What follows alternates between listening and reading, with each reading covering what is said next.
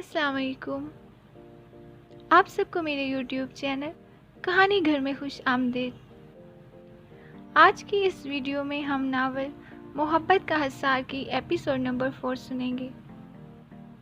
मायूस होकर जब मैं उसके कमरे से पलटने लगी तो मेरी नज़रें दीवार से टकराईं और मैं वहीं जम कर रह गई। बेहद खूबसूरत पेंटिंग थी। रंगों के हसीन इम्तजाज ने मेरी सारी तवज्जो यूं अपनी जानिब खींची कि मेरे कदम आप ही आप उनकी तरफ बढ़ने लगे। दीवार के पास आई तो नीचे फर्श पर बहुत ही खूबसूरत फन पाड़े भी रखे हुए थे। मैं बेअख्तियार वहीं घुटने टेक कर बैठ गई और एक एक तस्वीर उठाकर देखने लगी।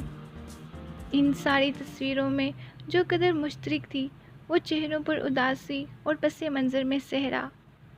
मुझे याद आया, इसने कहा था मेरा बस चले तो सारी दुनिया में हंसने पर पाबंदी लगा दूं। गोया इसे सिर्फ मेरे ही नहीं बल्कि किसी की भी हंसी अच्छी नहीं लगती थी।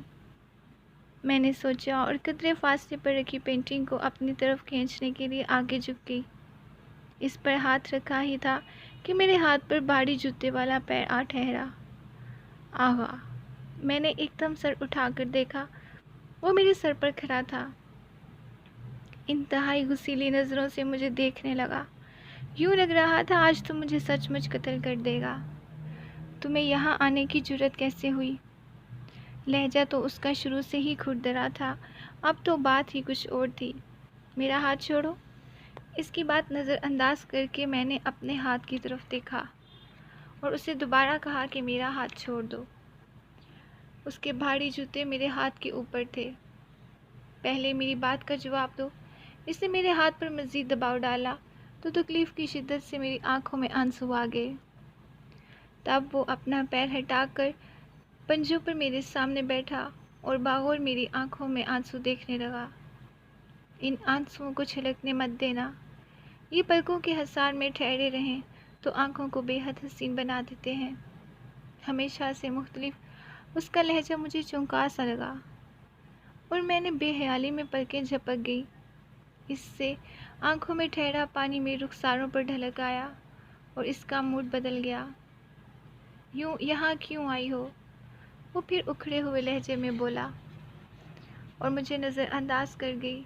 तस्वीरों की तरफ इशारा करते हुए पूछा, आगा, ये सब तुमने बनाई हैं? तुम्हें एतराज़ है क्या?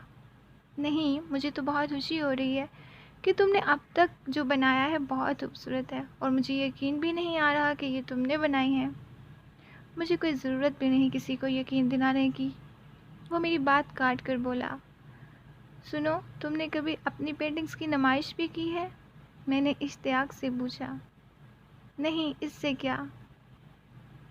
और अब वो फ़ौरन यहाँ से निकल जाओ। वो फर्श पर बैठी पेंटिंग्स को समेटने लग गया। और अगर मैं ना चाहूँ तो? इसने चौंक कर मेरी तरफ देखा और मेरे होंठों में दबी मुस्कुराहट ने इसकी पेशानी शिकन आलूद कर दी। दांत पीस कर बोला, तो मैं तुम्हें उठाकर बाहर फेंक दूंगा। मैं खुद ही चली जाती हूँ। मैं उठ खड़ी हुई, फिर दरवाजे के पास जाकर पलट के बोली, सुनो, इन तस्वीरों की तरह अपने आप पर जितने मर्जी रंग फेर लो। मैं तुम शख्सियत को असल रंग देख ही चुकी हूँ। तुम्हारी शख्सियत का असल रंग अब मेरे सामने है। रिमशा, वो मतअज्जब हुआ और मैं इसे इसी हालत में छोड़कर बाहर निकल आई। बरामदे में आई तो आलिया और सिद्रा राहदारी की तरफ नज़र झुमाई इसी जगह बैठी थी। तुम जिंदा कैसे वापस आ गई हो? मैं इनके पास बैठी तो आलिया बाकायदा मुझे छूकर पूछने लगी, क्यों, क्या हुआ? मैंने लापरवाही का मुजाहिरा किया। तुम्हें पीछे आगा आ गया था ना? हाँ, मैं हंसी। कुछ कहा नहीं इसने तुम्हें? कहा था, मेरा मतलब है खफा हुआ, लेकिन जब मैंने कोई नोटिस नहीं लिया तो नरम हो गया। क्या, आगा नरम पड़ गया? सिद्रा के मुंह से बाकायदा चीख निकल आई। हाँ, और तुम लोगों ने वहाँ से हवा दे रखी है, वरना वो तो खैर छोड़ो। ये सुनो कि मैं इस कमरे में क्या क्या देख कर आई हूँ। इसके साथ ही मैंने आगा की शख्सियत की उस पहलू के बारे में बताना शुरू कर दिया कि उन दोनों की आंखें फटी की फटी रह गईं। सच? मैंने कहा, हाँ। मेरी बात सुनकर आलिया गैर यकीनी तौर से पूछने लगी, बिल्कुल, अगर यकीन नहीं आया तो खुद जाकर अपनी आंखों से देख लो। ईमान, سے اتنی خوبصورت پینٹنگ ہے کہ میں تمہیں کیا بتاؤں۔ مجھے تو لگتا ہے آج آج کل اچھا خاصا بندہ ہے اور یہ بہت مشہور بھی ہو جائے گا۔ کیسے؟ یہ اتنے دن میں جو گھر سے غائب رہتا ہے نا، تو یقیناً اپنی تصویروں کی نمائش کے سلسلے میں کہیں جاتا ہوگا۔ کمال ہے، ایک نامور مصور ہمارے گھر میں رہتا ہے اور ہمیں خبر ہی نہیں۔ سدرا اپنی بے خبری پر ماتم کرتے ہوئے بولی تو مجھے بے تحاشا ہنسی آ گئی۔ اب تو خبر ہو گیا نا، پہلی فرصت میں اپنی دوستوں کو مطلع کر دو، کہ عالیہ نے چھیڑتے کے انداز میں کہا۔ جس طرح سدرا نے اسے گھوڑا، اس پر میں بہت زیادہ ہنسنا چاہتی تھی، لیکن اچانک کسی خیال سے میرے ہونٹ رک گئے۔ پھر میں جیسے آغا کے سامنے ہارنا منظور نہیں کرتی تھی، باہوشی ہار گئی، اور ابھی اس کے اس اصل شخصیت تک رسائی حاصل کرنے کی سوچ ہی رہی تھی کہ اس نے تایا جی کے سامنے مجھ سے شادی کی خواہش کا اظہار کر دیا۔ میرے لیے حیران کن لمحے تھے، گویا دونوں طرف آگ برابر لگی تھی۔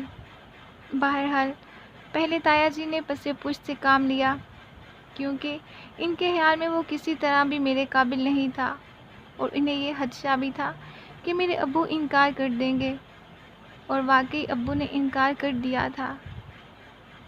کیونکہ گھر کا معاملہ تھا، اس لیے ابو زیادہ دیر تک اپنے انکار میں قائم نہیں رہ سکے۔ پھر دادا ابو نے بھی سمجھایا۔ یوں ابو نے حامی بھرتے ہی گھر میں شادی کا ہنگامہ جاگ اٹھا، اور ٹھیک 15 دن بعد وہ مجھے اپنے بازو کا سہارا دے کر اس کمرے میں لے آیا جہاں ایک دن میں چوری چھپے داخل ہوئی تھی۔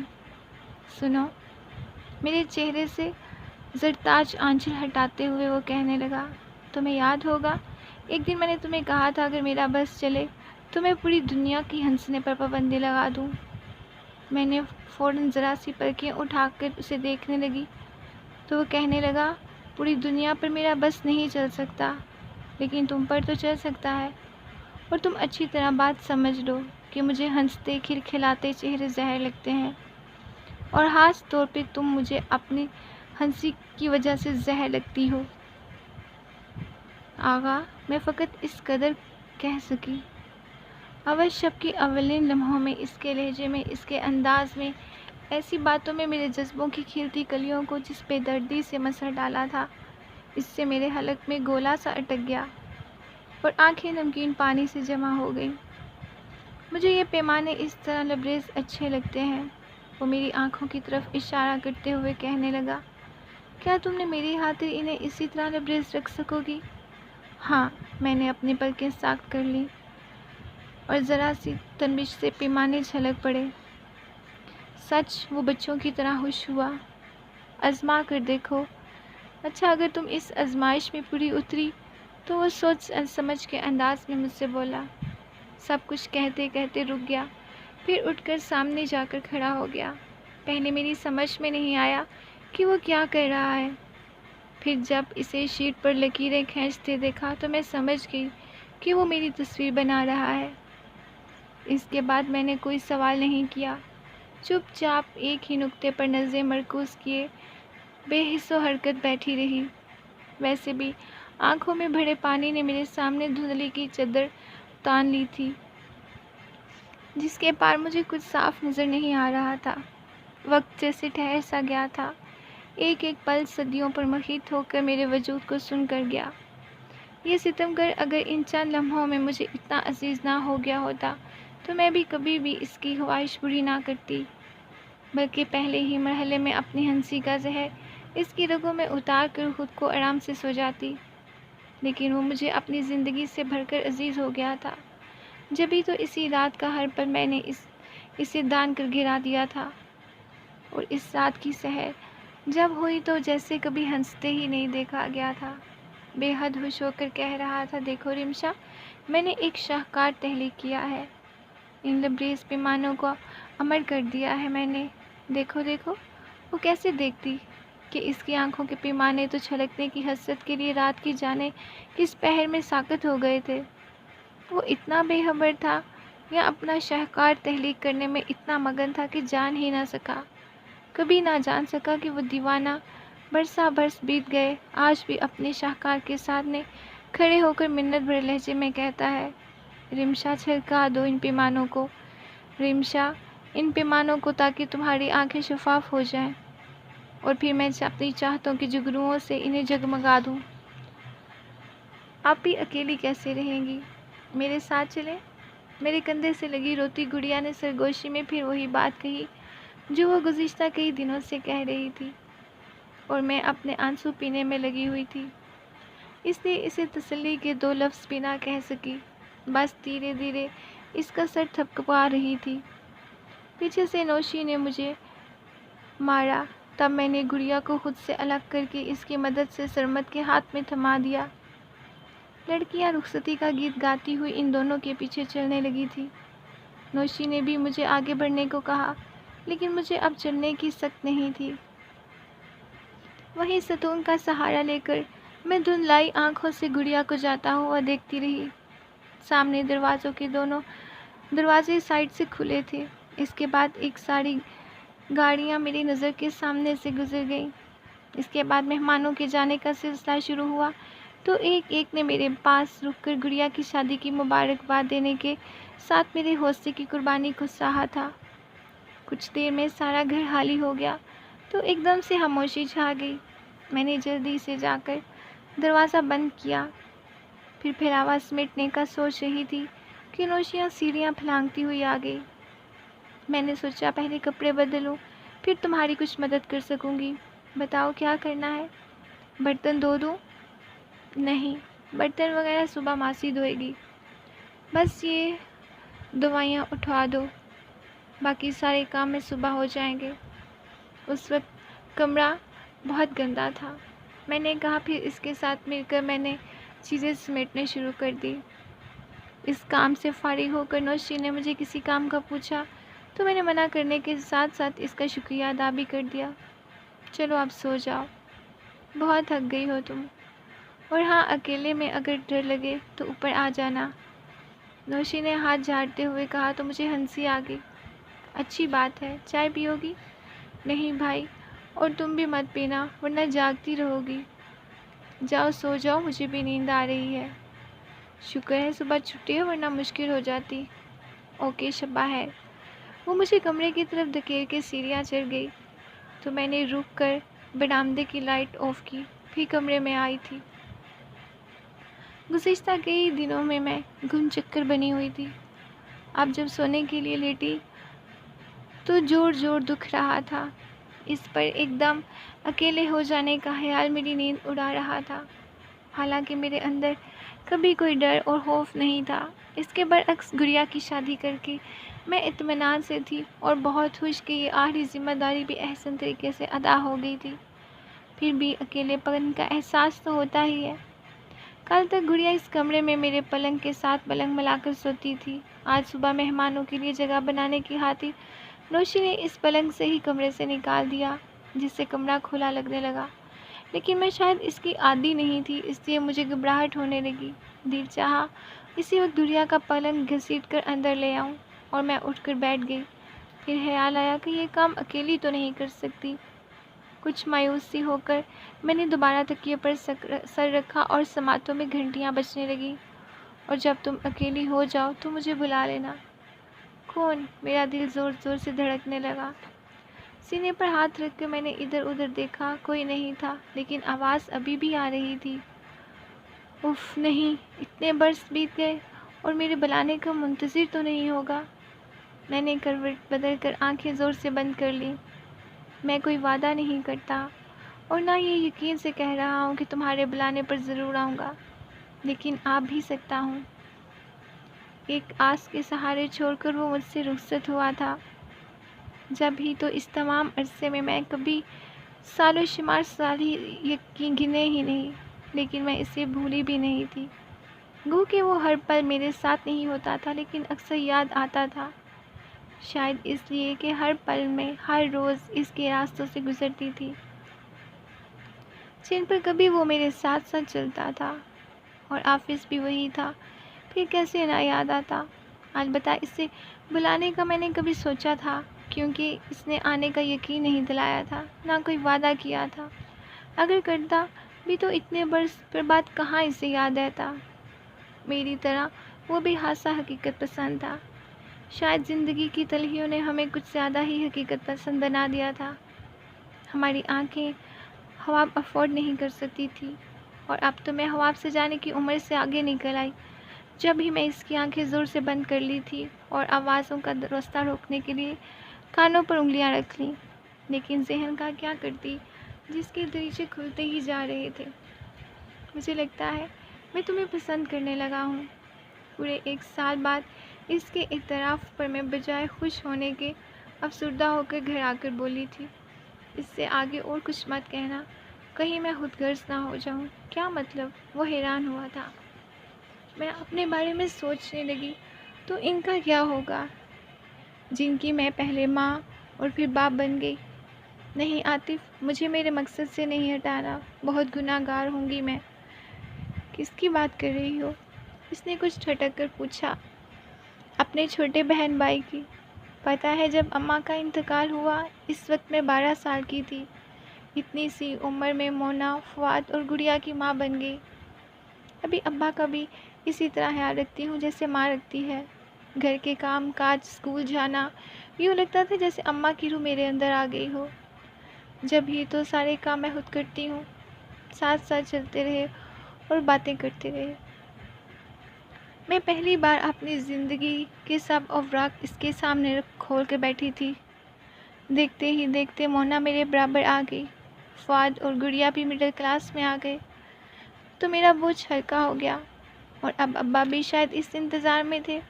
انہوں نے فوراً ایک جگہ میری منگنی طے کر دی، کیونکہ آگے 2 بیٹیاں اور بھی تھیں۔ اس لیے وہ جلدی سے جلد میرے اور پھر مونا کے فرض سے سبکدوش ہونا چاہتے تھے، لیکن خدا کو شاید یہ منظور نہیں تھا۔ جب ہی وہ میری ذمہ داری سے تو کیا نکلتے، الٹا سب کی ذمہ داریاں مجھ پر ڈال گئے۔ پتہ نہیں انہیں کیا ہوا تھا، ایک رات مجھے سوتے سے اٹھا کر کہنے لگے، جس طرح تو نے چھوٹوں کو ماں کی کمی محسوس ہونے نہیں دی، اسی طرح میری کمی بھی تم نے کبھی کم نہیں کی۔ مجھے لگا جیسے میں نے کوئی خواب دیکھا یا سنا ہے، لیکن جب صبح اٹھی تو ابا تھے ہی نہیں۔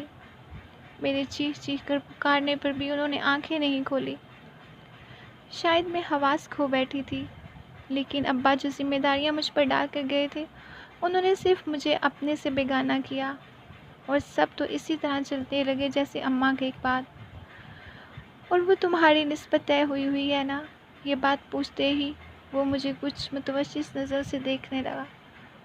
وہاں میں نے مونا کی شادی کر دی، میں نے بتایا تو وہ گہری سانس کھینچ کر بولا تھا، اچھا کیا؟ بہت اچھا کیا۔ ہاں، اور اب فؤاد اور گڑیا ہے، دعا کرو میں ان کے ساتھ بھی اچھا کر سکوں۔ فکر نہیں کرو، سب اچھا ہوگا۔ یہ بتاؤ میں تمہارے لیے کیا کر سکتا ہوں؟ اس نے بڑے خلوص سے پوچھا تھا۔ کچھ نہیں، انتظار کرنے کو بھی نہیں کہو گی، کیونکہ فؤاد ابھی میٹرک میں ہے، اور جب تک وہ اپنے پیروں پر کھڑا نہیں ہو جاتا میں گڑیا کی شادی نہیں کر سکتی۔ تب تک میں اپنے بارے میں سوچوں گی بھی نہیں۔ میں نے صاف گوئی سے اس کو بول دیا، تو وہ سوچنے کے انداز میں سر ہلاتے ہوئے بولا، اس میں تو میں بہت سال لگ جائیں گے، فؤاد کو گریجویشن کرنے میں ہی 4 سال کے بعد، اس لیے میں نے تمہیں انتظار کرنے کو نہیں کہا۔ میں نے اسے حساب لگاتے دیکھا تو ٹوک دیا، اس کے باوجود میں اپنے الفاظ واپس نہیں لوں گا، یعنی میں تمہیں پسند کرتا ہوں، بلکہ اس سے بھی زیادہ محبت کرتا ہوں، اور اس محبت کے ناطے اگر میں یہ کہوں کہ فؤاد اور گڑیا کے لیے ہم دونوں مل کر بھی نہیں، میں فوراً منع کرنے پر وہ خاموشی سے دیکھنے کے بعد بولا، تمہیں شاید میری محبت پر بھروسہ نہیں ہے، یہ بات نہیں کرو، حالانکہ تم آج اعتراف کر رہے ہو جبکہ میں بہت پہلے جان گئی تھی، اور بھروسہ نہ ہوتا تو میں تمہارے ساتھ یہاں آتی۔ پھر کیوں منع کر رہی ہو؟ اس لیے کہ میں محبت کو کسی آزمائش میں نہیں ڈال سکتی۔ یہ 2-4 دن یا 6 سال مہینے کی بات نہیں، ابھی تو خود کہہ رہے تھے بہت سال لگیں گے، اور شادی کے بعد اتنے سال تمہیں بہت کٹھن لگیں گے۔ لیکن بعد میں شاید اسے بھی احساس ہو گیا تھا، جب ہی اس نے بھی کبھی اس موضوع کو نہیں چھیڑا۔ البتہ وقتاً فوقتاً مجھ سے فؤاد اور گڑیا کے بارے میں پوچھتا رہتا تھا، یہ کہ میرے ساتھ کوئی مسئلہ تو نہیں۔ پھر گھما پھرا کر یہ بھی ضرور کہتا تھا کہ کسی بھی چیز کی ضرورت ہو تو بلا جھجک کہہ سکتی ہو۔ مجھے بھی یقین تھا کہ خدا نہ خواستہ کبھی کوئی ایسی ضرورت ہوئی تو میں صرف اسی سے رجوع کروں گی، لیکن اس کی نوبت ہی نہیں آئی، کیونکہ اس نے ایک دم سے نہ صرف باہر جانے کا سوچ لیا بلکہ اس کے لیے کوششیں بھی شروع کر دی تھی۔ اور مجھے اس نے اس وقت بتایا جب وہ ایک کمپنی کے ساتھ ایگریمنٹ کر کے ویزا حاصل کر چکا تھا۔ میں 2 سال کے ایگریمنٹ پر کویت جا رہا ہوں اور ہو سکتا ہے یہ پوری مدت ہونے کے بعد وہاں سے امریکہ نکل جاؤں۔ میں اچانک گمسم سی ہو گئی، حالانکہ میں نے کوئی جواب نہیں دیا، لیکن بہت سے خواب سجائے بھی تھے۔ کیوں جا رہے ہو؟ کتنی دیر بعد واپس آؤ گے؟ تمہاری محبت سے آزاد ہونے کے لیے، جو کہ یہاں رہ کر ممکن نہیں۔ تم اپنی ذمہ داریاں نبھاؤ، میں اپنی زندگی جیوں گا۔ اس نے کہا تو میں بامشکل ٹوٹے ہوئے لہجے سے بولی، ہاں تمہیں اس کا حق ہے، بہت کٹھور ہو تم، پھر بھی کہوں گا کہ جب تم اکیلی ہو جاؤ تو مجھے بلا لینا، لیکن میں نے اپنے آنے کا یقین نہیں دوں گا، نہ کوئی وعدہ کرتا ہوں۔ پھر بلانے کو کیوں کہہ رہے ہو؟ میرا شاکی ہونا فطرتی تھا، آ بھی سکتا ہوں۔ وہ مسکرایا تھا، اگر تمہاری محبت سے آزاد ہونے میں ناکام ہو گیا تب؟ مجھے کیسے پتا چلے گا کہ تم کامیاب ہوئے کہ ناکام؟ میں نے یوں ہی پوچھا تھا، میرے آنے یا نہ آنے سے۔ وہ بڑے آرام سے بولا تھا، میرا آنا اس بات کا ثبوت ہوگا کہ میں تمہیں بلانے میں ناکام ہو گیا ہوں، اور آنے کی صورت میں سمجھ لینا کہ نہیں۔ میرن فوراً روک ٹوک کر کہا، اس طرح تو میں ساری زندگی انتظار کرتی رہوں گی، شاید اب تم آ جاؤ، شاید اب تم آ جاؤ۔ چلو نہ آنے کی صورت میں تمہیں اطلاع دے دوں گا، لیکن تم مجھے لکھنا ضرور کہ اپنی ذمہ داریوں سے نکل کر اب تم اپنے بارے میں سوچنے لگی ہو یا نہیں۔ اس وقت تم پتہ نہیں کہاں ہوگے، یوں لگ رہا تھا جیسے اپنے آپ کو وہ ایک دوسرے کو بہلانے کی کوشش کر رہے تھے۔ تم میرے اس پتے پر خط لکھ دینا، میں جہاں بھی ہوا تمہارا خط مجھے مل جائے گا۔ اچھی بات ہے، اگر اس دوران میری زندگی میں کوئی اور نہ آیا تو میں تمہیں خط ضرور لکھوں گی۔ میں نے اس کی بات واپس لوٹائی اور پھر وہ چلا گیا۔ تو مہینوں میرا کسی کام میں دل نہیں لگا۔ میں راستہ چلتے ہوئے رک سی جاتی، آفس میں گھنٹوں اسی ٹیبل کو دیکھا کرتی۔ کسی وقت دل چاہتا کہ پھوٹ کر رہوں کہ میرے ساتھ ایسا کیوں ہوا، کہ مجھے اپنی زندگی جینے کا کوئی حق نہیں، میں کیوں اتنی پابند ہوں۔ پھر انہی دنوں جب مجھے زندگی میں کشش نظر نہیں آتی تھی، مونا کے ہاں بیٹے کی ولادت نے کچھ ہلچل مچا دی۔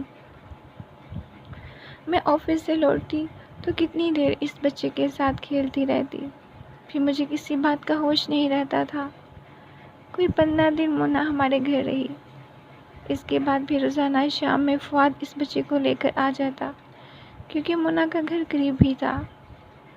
یوں دھیرے دھیرے میرا دھیان بٹ گیا، اور پھر میں تھی بھی حقیقت پسند، اس لیے چند مہینوں کے بعد ہی اس حقیقت کو تسلیم کر لیا کہ میرا آئندہ زندگی میں عاطف کا کوئی تصور نہیں، نہ مجھے اس کا انتظار کرنا ہے اور نہ آئے گا۔ اس حقیقت کو تسلیم کرنے کے بعد میں پھر پہلے کی طرح صرف فؤاد اور گڑیا کے لیے سوچنے لگی تھی، اور میری ساری زندگی جدوجہد بھی انہی دونوں کے لیے تھی۔ فؤاد نے بھی ایسے کر لیا تو میرا خیال تھا وہ جاب کر کے میرا ہاتھ بٹھائے گا، کیونکہ گڑیا کی شادی کرنے کے لیے میرے پاس کچھ نہیں تھا۔ ابا نے میری شادی کے لیے جو جمع کیا تھا وہ تو مونا کی شادی پر خرچ ہو گیا تھا۔ اس کے بعد صرف میری تنخواہ تھی، یہاں پھر اوپر کا ایک کمرہ جو ابا کی زندگی میں کرائے پر رکھا ہوا تھا۔ اس کے 400 مل جاتے تھے، لیکن بڑھتی ہوئی مہنگائی میں اتنی آمدنی میں کہاں پورا کرنا پڑتا ہے۔ میں ہر مہینے گڑیا کے لیے کچھ نہ کچھ خریدنے کا بس سوچ کر ہی رہ جاتی تھی، اور یہ حالات فؤاد کے سامنے تھے۔ اس کے باوجود اس نے مزید آگے بڑھنے کی خواہش کا اظہار کر دیا۔ اس کا کہنا تھا کہ صرف گریجویٹ کو کون پوچھتا ہے، بہرحال اس کی خواہش کے پیش نظر میں نے اسے پڑھنے سے نہیں روکا، البتہ یہ ضرور کہہ دیا تھا کہ اب وہ اپنے تعلیمی اخراجات خود اٹھائے گا۔ اس کے لیے وہ ٹیوشنز کر سکتا ہے، جس میں ہر ماں گڑیا کے لیے کچھ نہ کچھ پس نظر انداز نہیں کر سکتی تھی، اور 2 سال میں اتنا ہو گیا کہ میں اس کا جہیز کا سامان خرید سکتی تھی۔ پھر فؤاد نے MSc کر لیا تھا، جب ہی میں نے سوچا کہ اس کی جاب لگتے ہی ہم گڑیا کی شادی کر دیں گے۔ لیکن فؤاد جانے کیا سوچے ہوئے تھا۔ جب میں نے اس سے جاب کی بات کی تو اس نے کہا، نہیں آپی، میں یہاں جاب نہیں کروں گا، میں باہر جانا چاہتا ہوں۔ یہاں مجھے ایک جاب کے لیے بہت ہوار ہونا پڑے گا، دوسرا میری مرضی کی جاب بھی نہیں ملے گی، اور پیسہ بھی بہت کم، جبکہ میں بہت کمانا چاہتا ہوں آپ کے لیے، گڑیا کے لیے۔ اور میں نے اسے بہت سمجھایا کہ وہ یہاں رہ کر بھی گڑیا کے لیے کچھ کر سکتا ہے، لیکن وہ نہیں مانا۔ اس کی ضد سے ہار کر میں مجبور ہو گئی تھی، اور گڑیا کے لیے جو کچھ جمع کیا تھا وہ اسے باہر بیچنے پر خرچ کر دیا، جس کا مجھے افسوس یوں نہیں تھا، البتہ دل سے سوچتی تھی کہ شاید وہ میری بات مان لیتا۔ لیکن قسمت نے میرے ماں سے جانے کے بعد مجھے اکیلا چھوڑ دیا۔ بس شروع کے 3-4 مہینے کچھ پیسے بھیجے تھے، اس کے بعد جانے اس کے ساتھ کیا مجبوریاں تھیں، جو پیسے کیا لکھنا ہی بھول گیا تھا، اور میرے لیے الگ فکر تھی۔ سارا دن اس کے لیے سلامتی کی دعائیں کرتی رہتی تھی، ساتھ حد پر حد بیچتی رہتی، اور مہینوں بعد اس کا ایک خط آیا تھا جس میں اس نے اپنی خیریت کے ساتھ شادی کا بھی لکھا تھا۔ تب گڑیا نے اسے بہت برا بھلا کہا، لیکن میرے اطمینان کو یہ بہت تھا کہ وہ خیریت سے ہے۔ میں ایک بار پھر گڑیا کے لیے جدوجہد میں مصروف ہو گئی تھی، اور آج گڑیا کو رخصت کر کے میں جہاں اپنی ذمہ داریاں نبھا دینے پر اطمینان سے ہو گئی تھی، وہاں اکیلے ہو جانے کا احساس، ایک بھولی بسی یاد نے میرے دل کا دامن تھام لیا، مجھے خاصا بے چین کر دیا تھا۔ وہ بھولا بسرا نہیں تھا، لیکن اس کی باتیں میں نے بھلا دی تھی، اور اس تمام عرصے میں کبھی یہ نہیں سوچا تھا کہ اپنی ذمہ داریوں سے نکلنے کے بعد میں اسے خط لکھوں گی، کیونکہ مجھے شروع ہی سے اندازہ ہو گیا تھا کو زندہ رکھنے کے لیے وقتاً فوقتاً ایک دوسرے سے وابستگی کا اظہار کرنا پڑتا ہے، اور یہاں تو اتنے برسوں میں ایک دوسرے سے کوئی رابطہ ہی نہیں رکھا گیا تھا، جب ہی اسے خط لکھنے کا سوچ ہی نہیں سکتی تھی، البتہ دل میں اس کا خیال ہمیشہ رہنے لگا تھا۔ اگلا سارا دن میرا گھر کی صفائی ستھرائی میں گزر گیا۔ شام میں نہا دھو کر اپنا حلیہ ٹھیک کیا، کیونکہ اگلے روز پھر وہی روٹین شروع ہونے والی تھی۔ گڑیا کی شادی کے لیے میں نے جو چھٹیاں لی تھی وہ بھی آج ختم ہو گئی تھی، اس لیے میں نے سارے کام آج ہی نپٹا دیے اور فارغ ہو کر چائے بنانے جا رہی تھی کہ گڑیا اور سرمد آ گئے۔ سارا دن یہ لڑکی آپ کے لیے پریشان رہی ہے، گھر میں اتنے مہمان تھے ورنہ میں صبح ہی اسے لے آتا، سرمد نے کہا، تو میں نے دھیرج سے گڑیا کو ٹوکا، میرے لیے پریشان ہونے کی تمہیں کیا ضرورت ہے؟ دیکھو میں کتنے سکون سے ہوں، مجھے آپ کے اکیلے ہونے کا خیال آ رہا تھا۔ میں اکیلی نہیں ہوں چندا، اوپر حالہ اور نوشی ہیں، پھر کل سے تو میرا آفس شروع ہو جائے گا۔ اچھا اب تم آرام سے بیٹھو، میں چائے لے کر آتی ہوں۔ میں نے گڑیا کے گال پر تھپکائی لگائی۔ پھر زیادہ دن نہیں گزرے تھے کہ مونا کی ساس میرے لیے ایک رنڈوے بھتیجے کا رشتہ لے کر آ گئی، جیسے میری گڑیا سے فارغ ہونے کے انتظار میں ہی بیٹھی تھی۔ بہرحال مجھے اس وقت پہلی بار اپنی بڑھتی عمر کا احساس ہوا۔ یہ احساس کوئی ایسا دکھ دینے والا نہیں تھا جتنا مجھے مونا کی بات سے ہوا تھا۔ ابھی تم ہاں کرو یا نہ، لیکن اس حقیقت سے نظریں مت چرانا کہ تمہارے لیے اب ایسے ہی رشتے آئیں گے۔ میری وہ بہن مجھے حقیقت بتا رہی تھی جس کی جھولی میں نے اپنی خوشیاں ڈالی تھیں۔ اسی رات میں پہلی بار سوچنے لگی تھی کہ وہ چھم سے آن موجود ہوئی۔ تم مجھے لکھنا ضرور کہ اپنی ذمہ داریوں سے نکل کر اب تم اپنے بارے میں سوچنے لگی ہو۔ ہاں سوچ رہی ہوں۔ پھر میں اس کے تصور پر چیخ پڑی، تمہیں کیوں لکھوں؟ تم نے کون سا آنے کا وعدہ کیا تھا؟ آ بھی سکتا ہوں۔ وہ اس وقت بھی مسکرایا تھا اور ابھی بھی مسکرا رہا تھا۔ جھوٹے ہو تم، پکے جھوٹے۔ میں نے سختی سے اس کے خیال کو جھٹکا تھا، لیکن وہ بھی ایک دم ڈھیر تھا۔ ہر روز چلا آتا جیسے مونا ہر روز آ رہی تھی۔ ابھی تم ساری زندگی اسی طرح نہیں رہ سکتی، ابھی کچھ ہمت ہے، تم میں تو نوکری کر رہی ہو، جب ریٹائر ہو جاؤ گی تب کیا کرو گی؟ بھائی وہی ہے جس نے پلٹ کر خبر نہیں لی، وہ یہاں ہوتا تو اور بات تھی، اس کے بیوی بچوں کے ساتھ تم رہ سکتی تھی، اکیلے نہیں رہ سکتی۔ لوگ ابھی سے باتیں بنانے لگے ہیں، لوگ اب باتیں بنانے لگے ہیں کیوں؟ اب کیا میں دنیا سے نرالا کام کرنے لگی ہوں؟ مجھے غصہ آ گیا تھا۔ اسی وقت جب میں نے تم سب کے لیے گھر سے باہر نکلتی تھی تب تو کسی نے کچھ نہیں کہا تھا، اس لیے کہ کہیں ان سے مانگ نہ بیٹھوں۔ میں ابھی بھی کسی سے نہیں مانگوں گی، سمجھی تم؟ جاؤ کہہ دو اپنی ساس سے کہ مجھے نہیں کرنی شادی، تم نہ حق بگڑ رہی ہو۔ ایک تو تمہارا بھلا سوچ رہی ہیں، اپنی بیٹی کا بھلا سوچے، میری عمر کی وہ بھی ہے، اس کی کیوں نہیں کر دیتی اس رنڈوے کے ساتھ؟ میں نے دب کر کہا۔ اس کی ایک بات چل رہی ہے۔ مونا کے سفید جھوٹ پر میں تلملا گئی، لیکن اس پر جتانا نہیں چاہتی تھی۔ بہرحال تم اپنی ساس کو میری فکر کرنے کی ضرورت نہیں ہے، میری طرف سے انہیں صاف جواب دے دو۔ مونا کچھ ناراض ہو کر چلی گئی، جس کا مجھے افسوس ضرور ہوا، لیکن میں نے اسے روکا نہیں تھا۔ پھر اگلے کئی دن میں یوں ہی اکھڑی اکھڑی سی بات رہی، اپنے آپ سے جھنجھلاتی رہی۔ کوئی پاس ہوتا تو کسی بھی بہانے لڑ جھگڑ کر دل کی بھڑاس نکال سکتی تھی، لیکن کوئی نہیں تھا۔ گڑیا بھی سرمد کے ساتھ مری گئی ہوئی تھی، اور یہ بھی اچھا ہی تھا، ورنہ اس بیچاری کو میری باتیں سننے پڑتی۔ اس وقت مجھے مونا پر غصہ آ رہا تھا، جو ناز ہو کر گئی تھی، اس کے بعد اپنے بچوں کے ساتھ گھل مل گئی اور میرے پاس نہیں آئی۔ شاید اسی لیے وہ میرے اکیلے پن کو مجھ پر جتانا چاہ رہی تھی کہ میرا ساتھ نہ دے۔ میں کیا نہیں جانتی تھی، میں نے تو اسی وقت جان لیا تھا کہ جب فؤاد نے میرا احساس نہیں کیا تھا۔ اس کے بعد کسی سے کوئی امید رکھ کر میں نے کبھی خود کو فریب دینے کی کوشش نہیں کی تھی۔ اس کے بعد مجھے مونا کا رویہ بہت دکھ دے رہا تھا، اس پر بہت غصہ آ رہا تھا، کیونکہ آج چھٹی کا سارا دن میں لاشعوری طور پر اس کے بچوں کا انتظار کرتی رہی کہ شاید انہیں میری محبت کھینچ لائے، لیکن آج کوئی نہیں آیا۔ تب میں نے اپنا دھیان ہٹانے کے لیے نوشی اور حالہ کے پاس جا کر بیٹھ گئی۔ یہ دونوں ماں بیٹی بھی میری طرح ہی تھیں، کوئی ان کا پرستانِ حال نہیں تھا۔ نوشی میری طرح جاب کرتی تھی اور حالہ کو بس ایک ہی فکر تھی کہ کسی طرح نوشی کا گھر بس جائے۔ میں جب بھی جاتی حالہ یہی موضوع لے کر بیٹھ جاتی، اور آج تو انہوں نے نوشی کے ساتھ مجھے بھی شامل کر لیا تھا۔ میں جب آنے لگی تو نوشی میرے پیچھے زینے تک آ کر بولی،